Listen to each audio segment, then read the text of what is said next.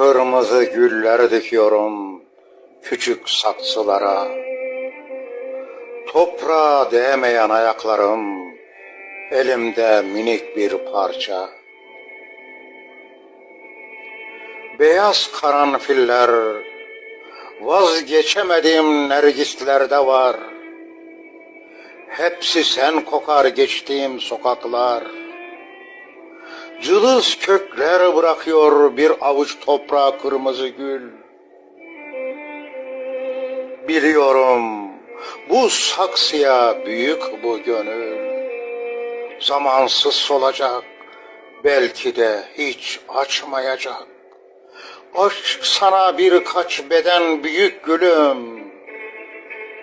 Ben kır çiçeğiyim, her iklimde bir avuç toprakta büyürüm.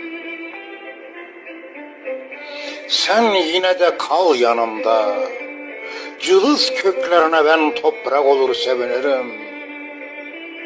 Sen olma, ben yerine ölürüm.